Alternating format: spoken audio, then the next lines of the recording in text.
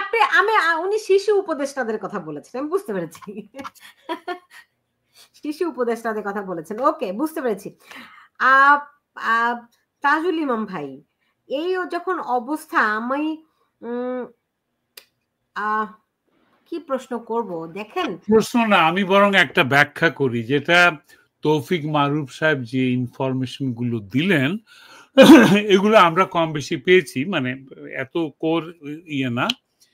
যেটা বাইরে থেকে যে জিনিসগুলো দেখেছি আমি, সেটার নিরিখে এই বর্তমান উপদেষ্টা সরকারের মানসিকতা কিছুটা বিচার করার চেষ্টা করছি, কেন এগুলো ঘটছে। হ্যাঁ, যেমন কদিন আগেই এই গণজাগরণ মঞ্চের যে মেয়েটি খুব স্লোগান দিত, যে মেয়েটার নাম কি, লাকি আক্তার।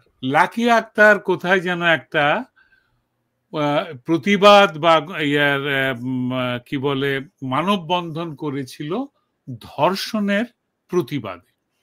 এটা তো আমাদের দেশে চিরকাল ঘটে আসছে, যে কোনো সামাজিক মানে অন্যায়ের বিরুদ্ধে মানুষ দাঁড়িয়ে যায়, আমাদের বুদ্ধিজীবীরা দাঁড়ান, আমাদের শিল্পীরা দাঁড়িয়ে যান, আমাদের লেখক সাহিত্যিক অভিনেতা গায়ক সবাই দাঁড়িয়ে যান, মানববন্ধন করে প্রতিবাদ করেন। শুধুমাত্র সরকারের বিরুদ্ধে নয়, এই প্রতিবাদটা আসলে সমাজের বিরুদ্ধে। ধর্ষণ করছে কারা? ডক্টর ইউনূস তো ধর্ষণ করছেন না, কিন্তু ধর্ষণের প্রতিকারটা বা শাস্তি বিধান করছেন না, তাই না? এটা অপরাধ হতে পারে, কিন্তু আসল অপরাধী তো আমাদের এই সমাজটা। কাজে সেটার অ্যাওয়ারনেসের জন্য যদি রাস্তায় এসে কেউ দাঁড়ায়, তাকে সার্জিস হাসনাতরা থ্রেট করছে যে গণজাগরণ মঞ্চকে ফিরিয়ে আনার চেষ্টা করবেন না, সেটা ধর্ষণের প্রতিবাদে হোক আর যে কোনো প্রতিবাদে হোক, কারণ এরা আমাদের সম্মানিত নাগরিকদের ফাঁসির দাবি করে সেটাকে কার্যকর করিয়েছিল। হ্যাঁ, আরেক অর্থে তাদেরকে বলা হয়েছে তাদের ভাষায় ফ্যাসিস্ট সরকারের সহযোগী। তো আমার ধারণা, এই উপদেষ্টা সরকার যেহেতু হুজ্জত করে ক্ষমতা এসছে, ওরা আরেকটা হুজ্জত ঘটুক এটা চায় না কিছুতেই। ওরা ভয় পায়। কিসের ভয়?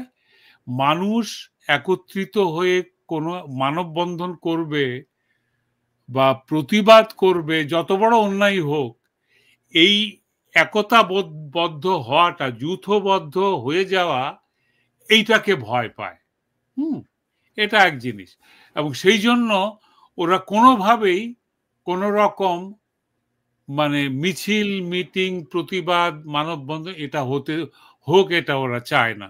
যেই করুক না কেন সবাইকে ওরা ওই আওয়ামী লীগ ট্যাগ দিয়ে দেয়, রিক্সাওয়ালাদেরকে দিয়েছে, পুলিশকে দিয়েছে, বিজিবিকে তো দিয়েছেই, তাই না?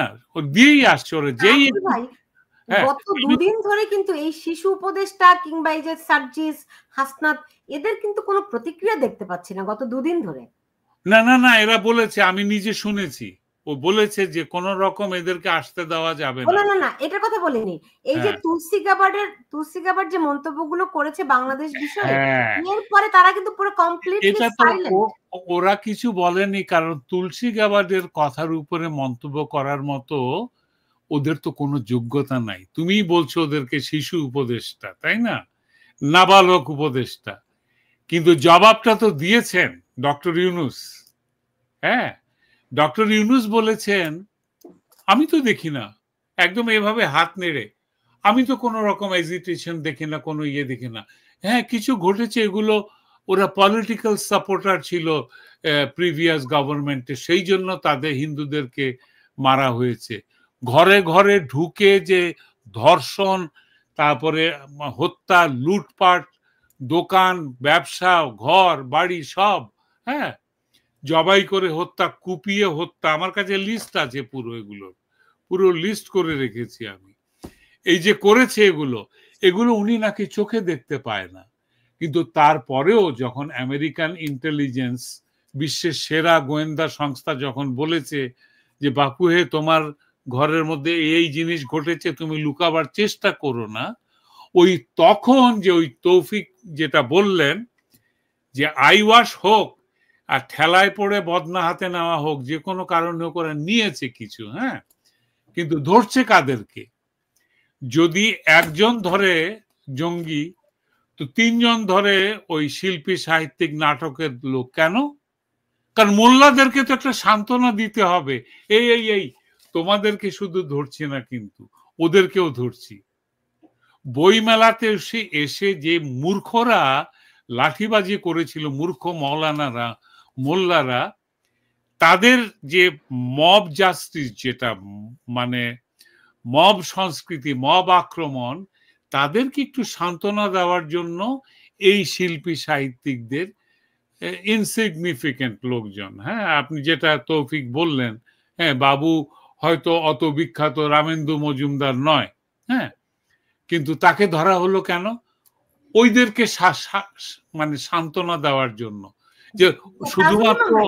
হ্যাঁ, তাজুল ইমাম ভাই খুব স্পষ্ট করে বুঝতে পেরেছি, কিন্তু আপনি দেখেন এই যে তৌফিক মারুফ যেই 10 জনের কথা বললেন যাদেরকে ঈদের আগে মুক্তি দিতে হবে, এরকম একটি কথাবার্তা, এর মধ্যে কিন্তু দেখুন আপনি আসাদুজ্জামান নূরের নাম নেই, এর মধ্যে কিন্তু সাংবাদিক দম্পতি শাকিল রূপার নাম নেই, এর মধ্যে কিন্তু মোজাম্মেল বাবু শ্যামল দত্তের নাম নেই, যাদেরকে শাহরিয়ার কবিরের নাম নেই, যাদেরকে আটকের কোনো কারণ নেই, কোনো কারণ নেই। শাহরিয়ার কবিরকে কোনো কারণ, সবচেয়ে চরম অন্যায় তাকে, কারণ তার একমাত্র অন্যায় সে মুক্তিযুদ্ধের পক্ষের লোক, মুক্তিযুদ্ধ নিয়ে সে ডকুমেন্টারি তৈরি করেছে, এবং ওই কি বলে ঘাতক দালাল নির্মূল কমিটিতে তিনি অ্যাক্টিভ ছিলেন। ওরা তো বলেছে ওরা প্রতিশোধ নেবে, ওরা বলেছে ওরা শাহবাগে 4টা তোরণ নির্মাণ করবে 4 রাস্তায়, যেটার নাম হবে সাইদি তোরণ, গোলাম আজম তোরণ, ওই কি বলে শাখা চৌধুরী তোরণ, এই ধরনের যেগুলোর ফাঁসি হয়েছে ওদের নামে তোরণ বানাবে, এরা নাকি জাতীয় বীর। তো ওরা যদি জাতীয় বীর হয়, তাহলে এই লোকটাকে তো ওদেরকে এখন চরম অত্যাচার করে মেরে ফেলতে হবে, সেটাই ওরা করছে। আমি তো এখানে কোনো ওদের কাজে কর্মের মধ্যে কোনো রাগ ঢাক দেখছি না। এখন তো ওরা খোলাখুলি, ওরা স্পষ্ট করেই বলছে যে ওরা 71 মানে না, ওরা 16ই ডিসেম্বরে প্যারেড হয়নি, এই 26শে মার্চেও প্যারেড হবে না। আমি শুধু একটা প্রশ্ন করতে চাই, তৌফিক মারুফ, তোমাকে, সুলতানা, তোমাকে এবং নিপাকে, বাংলাদেশের সেনাবাহিনীর কথা, এই তাদের নিষ্ক্রিয়তা অথবা তাদের গোপন সক্রিয়তা, এই নিয়ে কেউ কোনো কথা কেন বলছে না? আজকে যদি, আমি তাজুল ইমাম বলছি, আজকে যদি সেনাবাহিনী এই সরকারের উপর থেকে সমর্থন সরিয়ে নেয়, কালকে এই সরকার ছুটে পালিয়ে যাবে, নইলে ধসে পড়ে যাবে।